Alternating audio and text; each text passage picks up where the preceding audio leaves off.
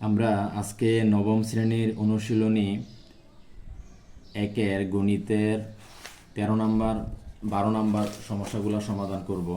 সমস্যাটা হচ্ছে আবৃত দশমিক ভগ্নাংশে প্রকাশ। প্রথমে করব আবৃত দশমিক ভগ্নাংশে প্রকাশ।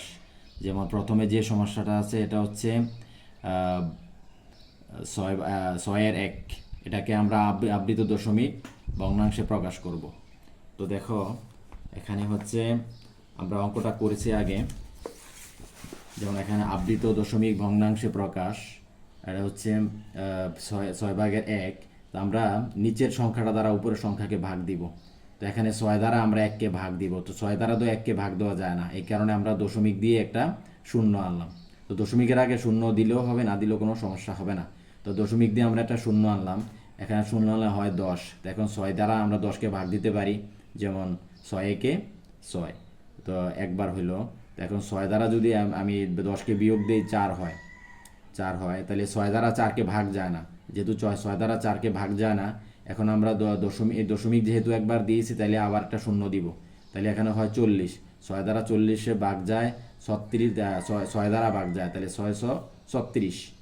তাহলে এখন 36 হলে বিয়োগ দিলে হয় 4, তাহলে 4কে আবার 6 দ্বারা ভাগ যায় না, তাহলে আবার দশমিক যেহেতু দিছি এই কারণে একটা শূন্য বসালাম এখানে, তাহলে আবার এরকম 6 দ্বারা ভাগ যায় 36। ঠিক এভাবে স্টেপ বাই স্টেপ এরকম 6 দ্বারা ভাগ দিয়ে দিব আমরা বারবার, এরকম 6 তাহলে ঠিক এভাবেই এরকম বারবার আসবে, এরকম 6 এরকম 4বার আমি নিচ্ছি এখানে। তো যতবার দেয় এভাবেই হবে, এটা অসীম পর্যন্ত হবে। তো অসীমকে আমরা এভাবে না দিয়ে তখন আমরা এটাকে বারবার যে সংখ্যাটা আসবে এটার উপরে আমরা পুনঃপুনিক বা আবৃত দশমিক ভগ্নাংশে প্রকাশ করতে পারি। যেমন এখানে আমরা অ্যান্সারটা লিখেছি এভাবে, 0.1 যেহেতু বারবার আসে, 6-এর উপরে আমরা পুনঃপুনিক দিয়ে দিলাম অথবা আবৃত করে দিলাম। তো আমরা ঠিক এভাবেই আমরা খ এবং গ তোমরা নিজেরাই করবে। আমি ঘ নাম্বার সমস্যা সমাধান করে দিচ্ছি। ঠিক এভাবে আমি এখানে লিখলাম, এই যে 3 সমস্ত 15/8, এটাকে আমরা প্রথমে সমস্ত ভাঙাবো। তো প্রথমে সমস্ত ভাঙাইলে হয় নিচে 15, উপরে হচ্ছে 53। তো এখন 15 দ্বারা 53কে ভাগ দিলে কত হয়, কয়বার যায়, 3বার যায়। তো 3বার দিলে 3 15 45 বা 45। এখন বিয়োগ দিলে থাকে 8। তো 15 দ্বারা তো আমরা 8কে আর ভাগ দিতে পারি না, এই কারণে দশমিক এখানে দিয়ে আমরা শূন্য আনলাম এখানে, তাহলে আমাদের হয়েছে 80।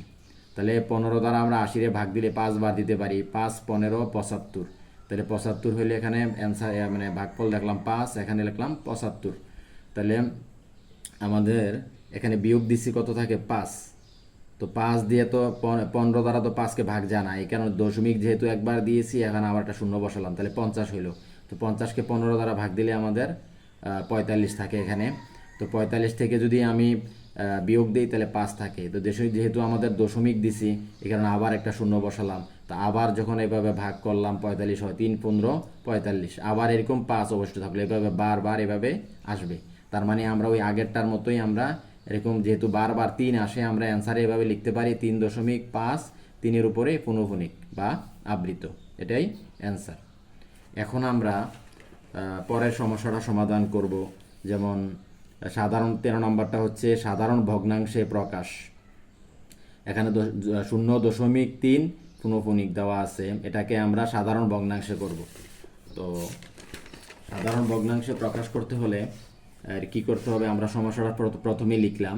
তো এরকম আমরা যেহেতু এখানে একটা আবৃত আছে অথবা একটা পুনঃপুনিক আছে, আমরা এটার জন্য নিচে একটা 9 দিতে হবে, একটা আবৃতের জন্য একটা 9 দিতে হবে। তো এখন আর উপরে যে সংখ্যাটা আছে এটা লিখবো, পুরাটা লিখে অনাবৃত যতটা সংখ্যা আছে দশমিকের আগে পরে এতটা সংখ্যা বিয়োগ দিতে হবে। তো যেহেতু এখানে অনাবৃত নাই, এই কারণে আমরা শূন্য বিয়োগ দিয়ে দিলাম। তাহলে 2 থেকে 0 বিয়োগ দিলে 2 হয়, এটাই আমাদের অ্যান্সার। যেহেতু আমাদের সাধারণ ভগ্নাংশে প্রকাশ করতে বলছে, আমাদের সাধারণ ভগ্নাংশ হয়ে গেছে। ক্ষয়ারটাও ঠিক এভাবেই হবে, যেমন 3.35 উপরে আবৃত বা পুনঃপুনিক। এখন ঠিক এটাকে দুইটা সংখ্যা, যেহেতু নিচে 2টা 9 লিখলাম, 2টা আবৃতর জন্য 2টা 9 লিখলাম, আর উপরে 35 লিখলাম, লিখে যেহেতু অনাবৃত কোনো সংখ্যা নাই আমরা শূন্য বিয়োগ দিয়ে দিলাম, এটাই অ্যান্সার হবে। এটা থেকে বিয়োগ দিলে এটাই অ্যান্সার। আচ্ছা, এখন আমরা ঘ নাম্বার করব। ঘ নাম্বারে আছে 3.78, ঠিক আছে, 8-এর উপরে আছে আমাদের আবৃত বা পুনঃপুনিক। তো এখন আমরা পুরা সংখ্যাটা উপরে লিখব, পুরো সংখ্যাটা উপরে লিখলাম, লিখে অনাবৃত দশমিকের আগে পরে অনাবৃত দুইটা আছে, যা 3 7কে আমরা বিয়োগ দিয়ে দিলাম। ঠিক আছে, এখন আবৃত একটার জন্য একটা নয়, আর দশমিকের পরে হচ্ছে অনাবৃত যতটা সংখ্যা হবে এতটা শূন্য হবে, এটা মনে রাখতে হবে।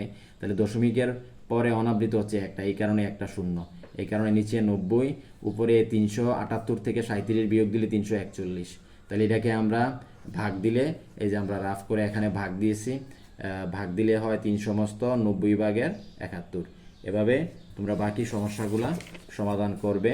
তাহলে 12 এবং 13 সমস্যাগুলো তোমরা সমস্যা সমাধান করে ফেলবে। ঠিক আছে, আসসালামু আলাইকুম।